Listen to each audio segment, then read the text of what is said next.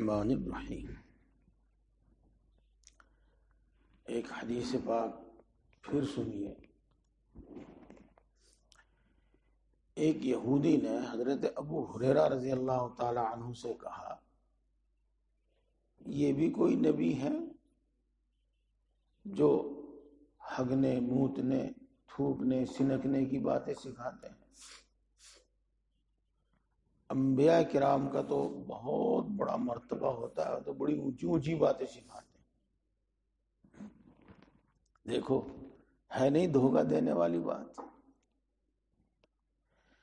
آدمی پھسل جاوے، شک و شبہ پیدا ہو جائے، لیکن اگر پہلے سے علم ہو، تربیت صحیح ہو گئی، پھر نہیں آدمی پھسلتا، ورنہ کسی کے بھی دھوکے میں آ جاتا ہے۔ تو حضرت ابو ہریرہ رضی اللہ تعالیٰ عنہ، ہاں ہمارے نبی ایسے ہی ہیں جو ہم کو ہر بات سکھاتے ہیں۔ ہاں ہمارے نبی ایسے ہی ہیں جو ہم کو ہر بات سکھاتے ہیں۔ اس نے تو، یہودی نے تو ان چیزوں کو برائی کے طور پر لیا تھا، اور حضرت ابو ہریرہ رضی اللہ تعالیٰ عنہ نے ان باتوں کو تعریف کے طور پر لیا۔ اور واقعی یہی ہے کہ زندگی میں کام آنے والی ہر بات، ہر نفع کی بات ہم کو سکھا کر بتلا کر گئے ہیں،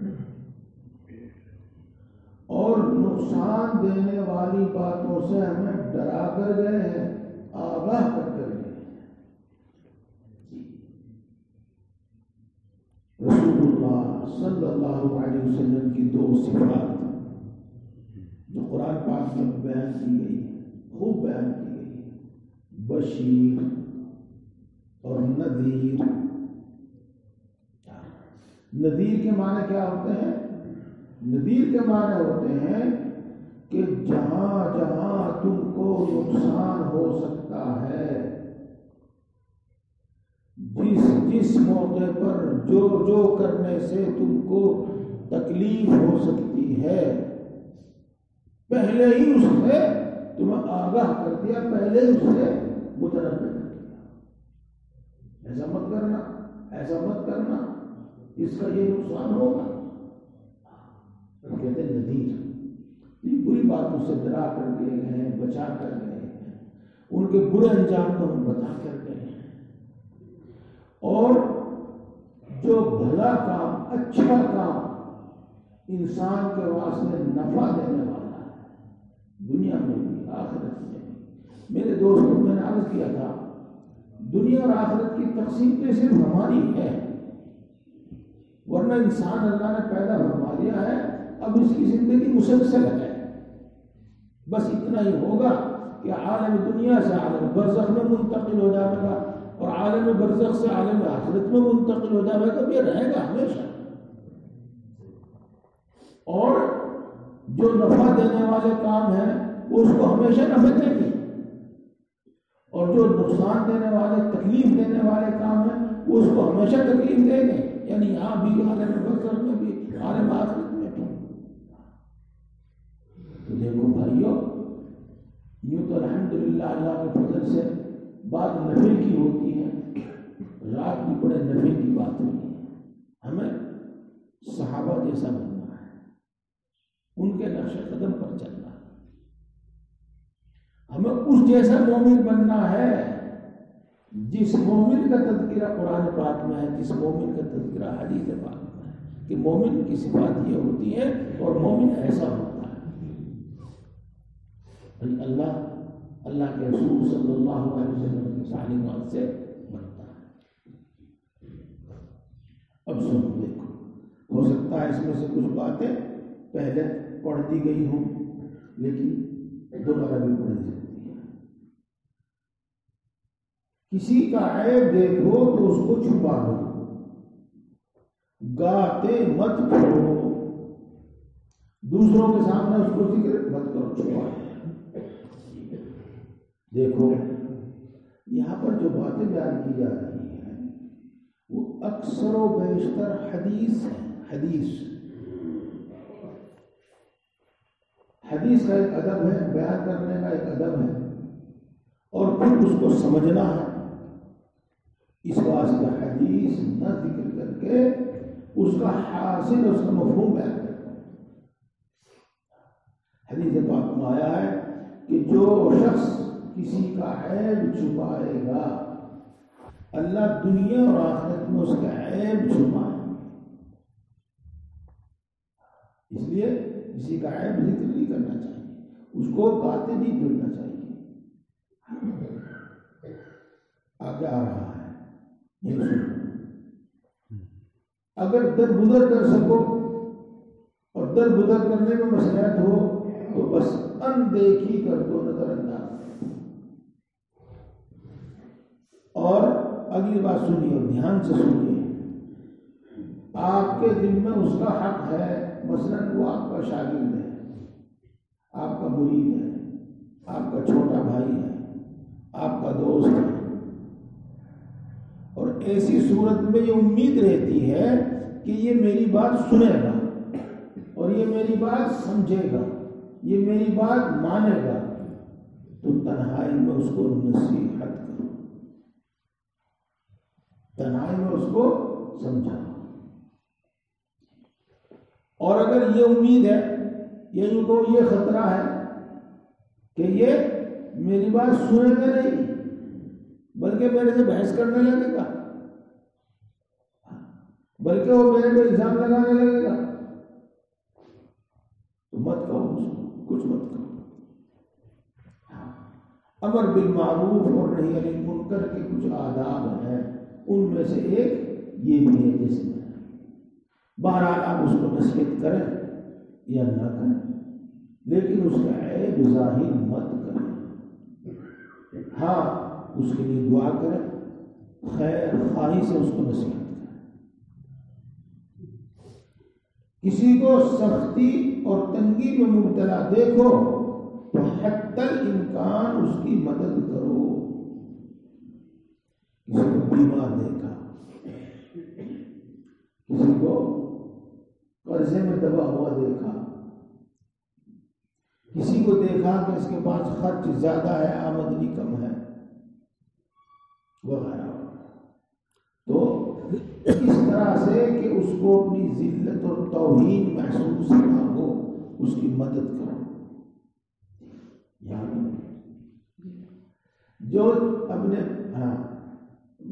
جو شخص اپنے بھائی کی مدد میں ہے، اللہ اس کی مدد میں ہے. حدیث پاک ہے،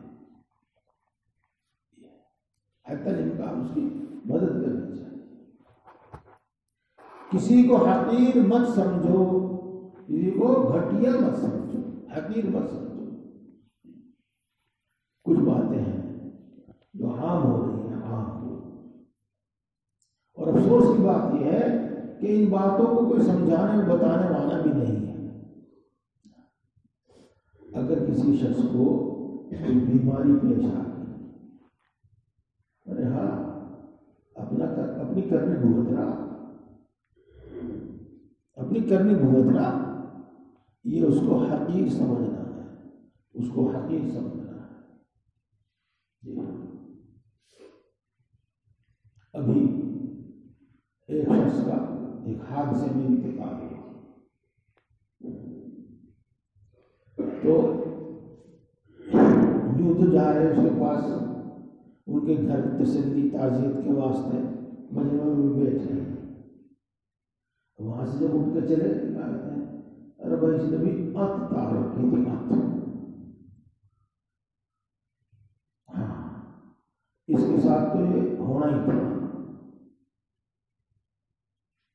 تو یہ حقیر سمجھنا ہے، حقیر سمجھنا ہے.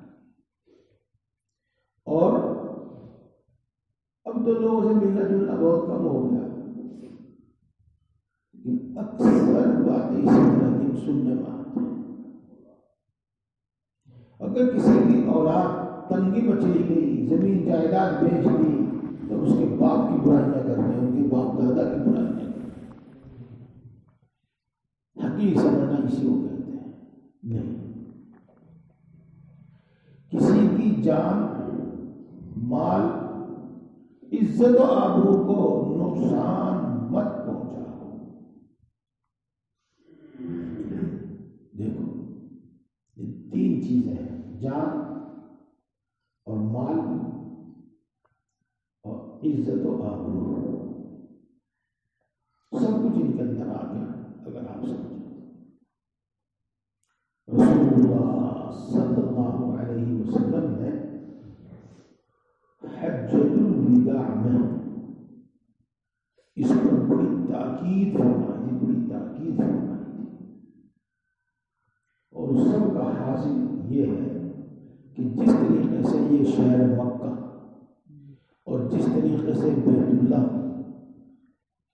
کھڑکڑ تمہارے واسطے قابل احترام ہے، اسی طریقے سے ہر مسلمان کی جان، مال، عزت و آبرو قابل احترام ہے، اس کو دھکا مت دو. یہ تو حدیث پاک ہے، حدیث ہی کہیں گے اس کو. ایک مرتبہ حضرت عمر رضی اللہ تعالی عنہ بیت اللہ کے سامنے کھڑے ہوئے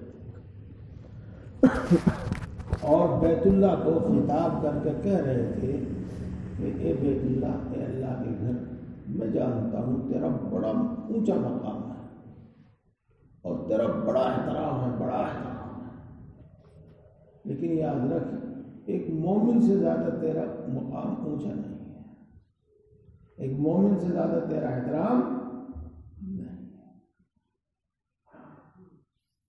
کسی کی جان کو صدمہ پہنچانا تو ظاہر بات ہے،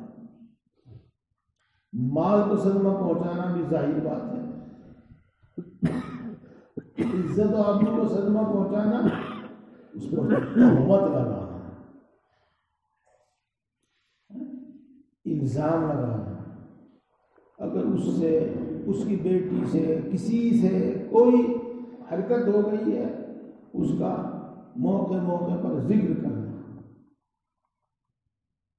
تو اس کو کہتے ہیں آبرو کو صدمہ پہنچانا. ایسا ہرگز نہیں ہونا چاہیے، بہت بڑا گناہ ہے، بہت بڑا گناہ ہے، بہت بڑا گناہ ہے.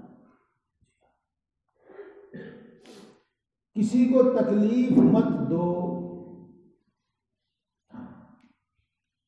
اپنا اس طریقے کا رہنا سہنا، بولنا چالنا، اٹھنا بیٹھنا، چلنا پھرنا، بتاؤں گا میں اس طرح سے رکھو کہ ہماری ذات سے کسی کو تکلیف نہ پہنچے، ہماری ذات سے کسی کو تکلیف نہ پہنچے. حدیث پاک میں آیا ہے المسلم من سلم المسلمون من لسانه ويده. مسلمان تو وہ ہے جس کی زبان سے، جس کے ہاتھ سے، جس کی ذات سے کسی کو تکلیف نہ پہنچے، تکلیف نہ پہنچے.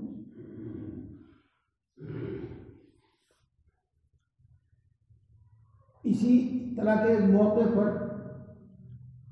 حضرت تھانوی رحمۃ اللہ علیہ نے کسی سے کہا کہ تم نے غلط کیا، اس سے مجھے تکلیف پہنچی ہے. اور جواب سنو گا، اور اکثر لوگوں کا یہی جواب ہوتا ہے، میں نے جان کے تھوڑی کر دیا، میں نے جان کے تھوڑی تکلیف پہنچائی، یہ جواب ہوتا ہے. تو میرے دوستو، ایک تو ہے ارادے سے جان بوجھ کر تکلیف پہنچانا، ارادے سے جان بوجھ کر نقصان پہنچانا، اور ایک یہ ہے کہ ایسی غفلت اور لاپرواہی کرنا جس سے اس کو نقصان پہنچاوے، ایسی غفلت اور لاپرواہی کرنا جس سے اس کو تکلیف پہنچاوے، یہ بھی نہیں ہونا چاہیے. جو بات اپنے لیے پسند کرتے ہو وہی دوسروں کے لیے پسند کرو. میں چاہتا ہوں کہ خوشحال رہوں، میری یہی خواہش ہونی چاہیے، اور دوسروں کے لیے، سب کے لیے کہ خوشحال رہیں. میں یہ چاہتا ہوں کہ آفتوں سے، مصیبتوں سے، تنگ دستیوں سے بچا رہوں. یہی خواہش، یہی آرزو میری دوسروں کے لیے ہونی چاہیے، میرے بھائیوں کے لیے ہونی چاہیے. مقدمات سے، پولیس سے، وہ ان چیزوں سے بچا رہوں، یہی خواہش دوسروں کے ساتھ ہونی چاہیے. یہ نہیں ہونا چاہیے اگر کسی کے خلاف رپٹ ہوگی، جیل چلا گیا، بڑھیا ہوا، ٹھیک پھنسا آئی، اس کے ساتھ ٹھیک ہو رہا، یہ ہونا چاہیے تھا اس کے ساتھ. تو اپنے لیے ہم کچھ چاہتے ہیں، اس کے لیے کچھ ہو جاتا ہے، ایسا نہیں ہونا چاہیے. جس جگہ صرف 3 آدمی ہوں، 2 آدمی تیسرے سے علیحدہ ہو کر سرگوشی نہ کریں. وہ یہی سمجھے گا کہ میرے بارے میں کچھ کہتے سنتے ہوں گے، اس سے اس کو رنج ہوگا. اگر ایسی کوئی ضروری بات کہنا ہے تو ایک اور شخص کو کہیں سے بلا لے، یہ دونوں علیحدہ ہو جائیں اور دونوں وہ علیحدہ ہو جائیں، علیحدہ علیحدہ بات. 3 آدمی بیٹھے ہوئے ہیں، اب 2 آدمی الگ کانا خوشی کرتے ہیں، یہ یہاں سے اٹھ کر وہاں بیٹھ کے بات کرتے ہیں.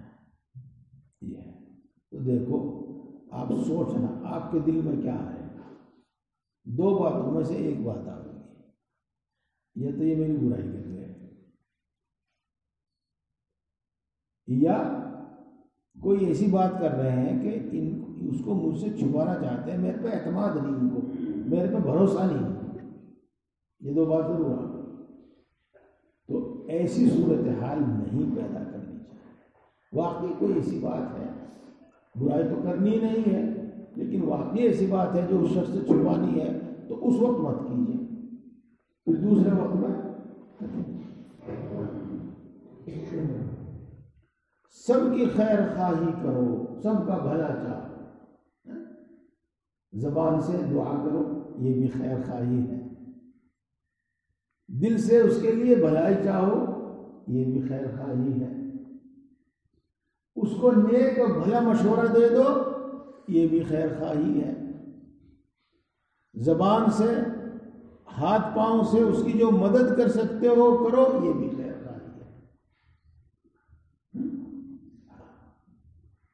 میرے دوستو، میں ان چیزوں کی بڑی کمی محسوس کرتا ہوں، اور کرتا اس لیے ہوں کہ الحمدللہ اللہ کے فضل و کرم سے ہم نے یہ کتابیں ہمیشہ پڑھی ہیں جو آپ کو سنا رہے ہیں.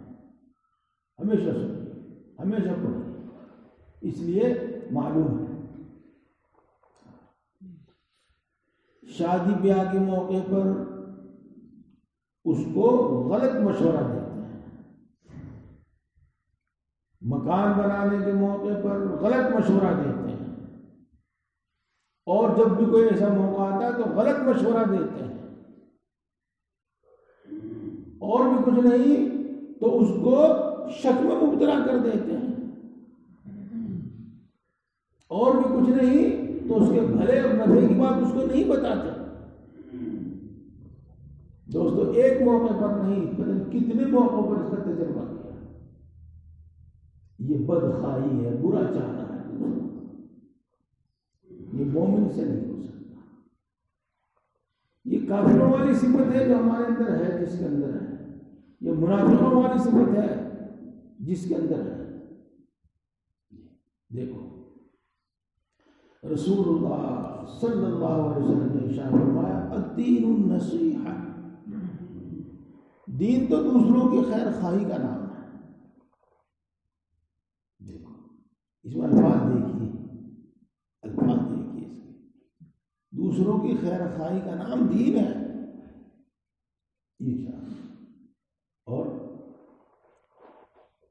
ایک مرتبہ رسول اللہ صلی اللہ علیہ وسلم کچھ صحابہ کے ساتھ بیٹھے ہوئے تھے، تو آپ نے ارشاد فرمایا الا تبایعوننی، تم مجھ سے بیعت نہیں کرتے؟ بیعت کا مطلب آپ سمجھتے ہی ہیں. صحابہ نے کہا کہ اے اللہ کے رسول صلی اللہ علیہ وسلم، ہم کس چیز پر آپ سے بیعت کریں؟ آپ نے فرمایا خیر خواہی پر. صحابہ نے کہا اے اللہ کے رسول کس کی خیر خواہی پر؟ کہ مسلمانوں کی خیر خواہی پر، اور مسلمانوں کے امیر کی خیر خواہی پر، کہ مسلمان کی ہمیشہ خیر خواہی کریں گے، اس کا بھلا چاہیں گے، اور بھلا چاہنے کا مطلب میں نے آپ کو بتایا.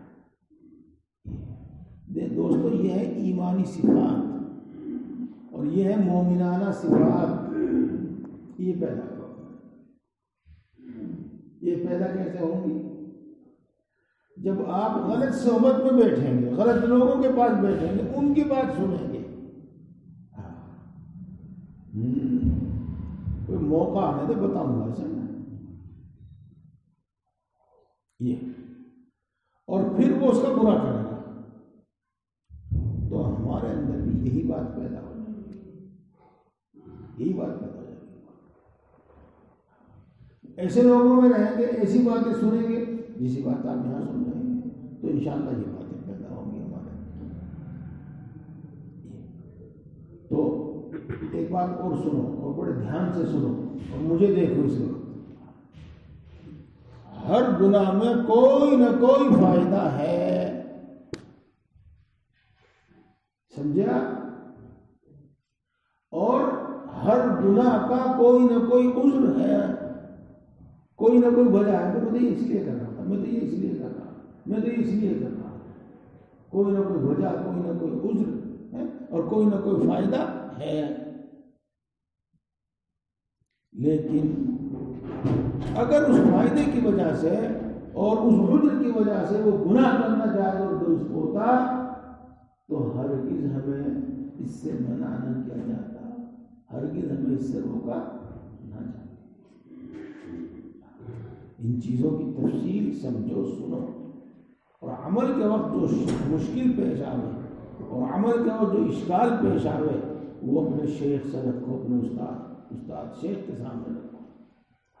دیکھو دوستو، ایک تو ہوتا ہے علم اور ایک ہوتا ہے عمل. علم بڑی چیز ہے، لیکن عمل کے دوران جو باتیں پیش آتی ہیں وہ کتابوں میں نہیں ملتی. تو مشائخ سے ہی جنہوں نے اس پر چل کے دیکھا، عمل کیا، عمل کر رہے ہیں، انہیں معلوم ہے کہاں کہاں کیا پیش آتا ہے. ان سے پوچھو. مخلوق پر رحم اور شفقت کرو.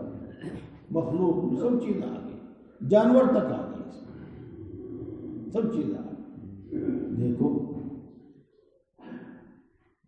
پہلے تو کس سے کہانی کچھ نہ کچھ ہو بھی جاتا تھا، لیکن اس وقت جی نہیں چاہتا کہ حدیث اور قرآن پاک سے باہر ہو جائے.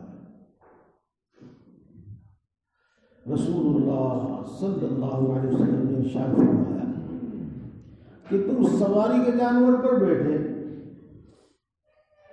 اور سواری کا جانور روک کر اس پر بیٹھے بیٹھے بات کر رہے ہیں، تو ظاہر بات ہے کہ اس سے سواری کے جانور کو تکلیف ہوگی. ایسا مت کرو. اگر مختصر بات کرنی ہے تو ٹھیک، اور لمبی بات کرنی ہے تو اس سے نیچے اتر جاؤ، کچھ دیر اس کو بھی آرام ملے. کتے کو، بلی کو اور دوسری چیزوں کو تکلیف پہنچانا یہ جائز اور درست نہیں. آپ کو حدیث مشہور ہے کہ ایک عورت صرف اس لیے جہنم میں گئی کہ وہ بلی رکھتی تھی لیکن اسے کھانے پینے کا دھیان نہیں رکھتی تھی، اور نہ اس کو چھوڑتی تھی کہ وہ خود کہیں جا کر اپنا پیٹ بھر لے. اور ایک فاحشہ رنڈی عورت اپنے ان تمام گناہوں کے باوجود اس لیے بخش دی گئی کہ اس نے ایک کتے کو، پیاسے کتے کو جو پیاس کے سبب سے مر رہا تھا، کنویں سے پانی نکال کر پلایا تھا. مخلوق پر ہے جی سب چیز اس کے اندر،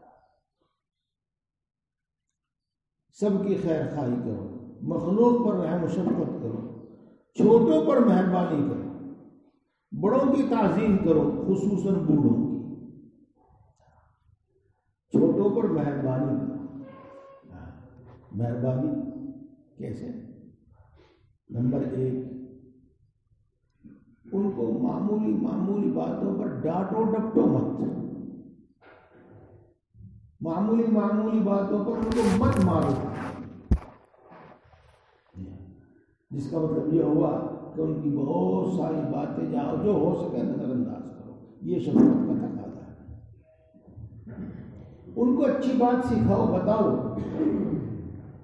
اچھی بات سکھاؤ اور بتاؤ، یہ شفقت کا تقاضا ہے۔ وہ کچھ باتیں میں کبھی کبھی اپنی بھی بیان کر دیتا ہوں، چھوٹا سا تھا۔ ویسے تو میں الحمدللہ بچپن سے ہی پڑھا، لیکن چھٹیوں کے دنوں میں جمعے کے دن اپنے کھیت میں بھی چل جاتے۔ آپ جانتے ہیں کھیت کیا میں تو پانی چلتا رہتا ہے نا، کھال میں۔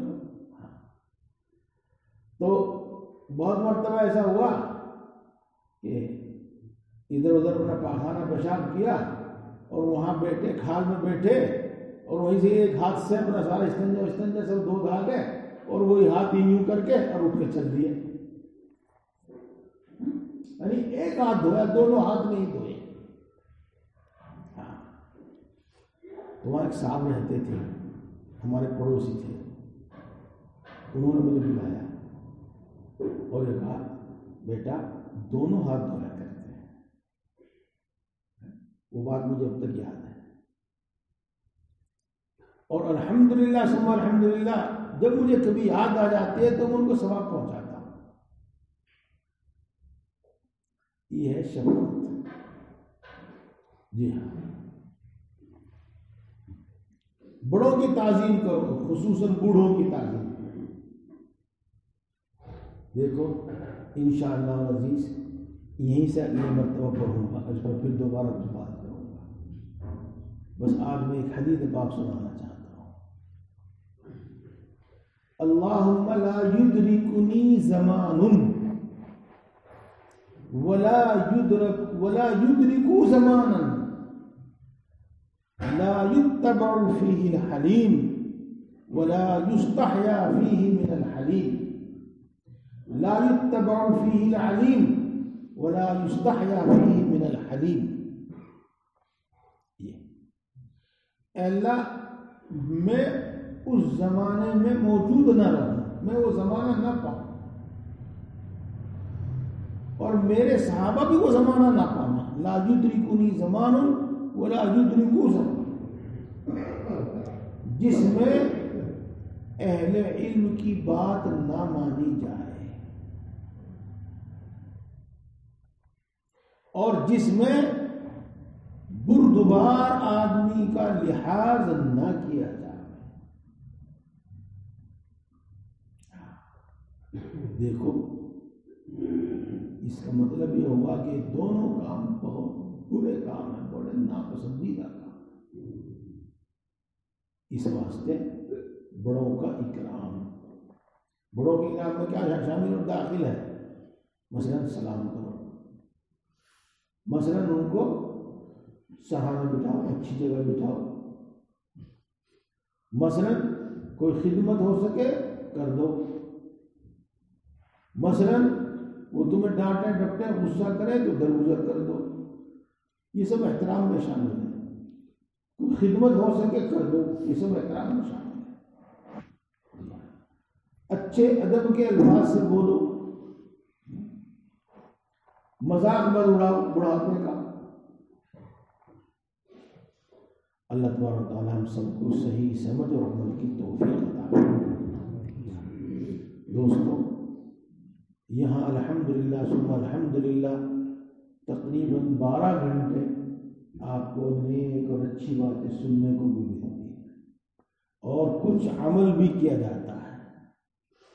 تو ایک تو اس میں پابندی سے حاضر ہوا کرو اور دوسروں کو بھی ساتھ لایا کرو، اور یہاں سے وہی بات لے کر جایا کرو جو میں نے رات آپ کو بتائی ہے، یعنی عمل کا جذبہ، عمل کا ارادہ، اور یہی کوشش کرو کہ ہمیں صحابہ جیسا بننا ہے اور ہمیں مومن کامل بننا ہے۔ ہمیں اپنے اندر وہ صفات پیدا کرنی ہے جو مومنوں کی صفات ہوا کرتی ہیں۔ ہمیں ان اعمال کا پابند ہونا ہے مومنوں کے جو اعمال ہوا کرتے ہیں۔ دیکھو ایک دعا ہے جو میں ہمیشہ کرتا ہوں، آپ نے سنی بھی ہوگی اور یاد بھی آ جائے، کبھی تو صرف اس پر اکتفا کرتا ہوں، اے اللہ ہمارے مومنوں والی صفات پیدا فرما، یہ دعا ہمیشہ ہے۔ اور کبھی اس کے ساتھ ساتھ وہ بھی ہو جائے منافقوں والی صفات سے بچا، کافروں مشرکوں والی صفات سے بچا، اور یہ جذبہ لے کے جاؤ، یہ جذبہ اپنے اندر لے کے جاؤ۔ پھر سنو، اکثر و بیشتر ہماری نیت یہ ہوتی ہے فلاں بزرگ سے مل لو، دعا کروا لو، سارے مسئلے حل ہو جاتے ہیں، بس اکثر و بیشتر یہی دعا ہوتی ہے، یہی تمنا ہوتی ہے۔ میرے دوستو، رات میں نے جو آپ کو بات بتائی، جب تک ہم فرائض اور واجبات کے ادا کرنے والے نہیں بنیں گے اور جب تک گناہوں سے بچنے والے نہیں ہوں گے، اس وقت تک کوئی دوسری چیز کام آئے گی نہیں، کیونکہ اللہ کا جو دستور ہے، اللہ کا جو قانون ہے وہ پورا ہوگا۔ نمازوں کے چھوڑنے پر جو سزائیں ہیں وہ محض دعاؤں سے کیسے ٹل جاتی ہیں، زکوٰۃ کے نہ دینے پر جو سزائیں اور عذاب ہیں وہ محض دعاؤں سے وظیفوں سے کیسے ٹل جاتی ہیں؟ وہ ٹلیں گے سچی توبہ سے، وہ ٹلیں گے ان حرکتوں کو چھوڑ دینے سے۔ تو انشاءاللہ العزیز، انشاءاللہ العزیز، جب ہم اللہ سے مانگتے رہیں گے، اللہ کی مانگتے رہیں گے، تو مسائل سبھی حل ہوں گے، اور جو مسئلہ حل نہیں بھی ہوگا، جو تکلیف پریشانی رہے گی بھی، تو مرنے کے بعد بدلے کا جو دن ہے، بدلے کا دن ہے یوم الجزا، اس دن میں ہر چیز کا بہترین بدلہ آپ کو دیا جائے گا عمل کی نیت سے۔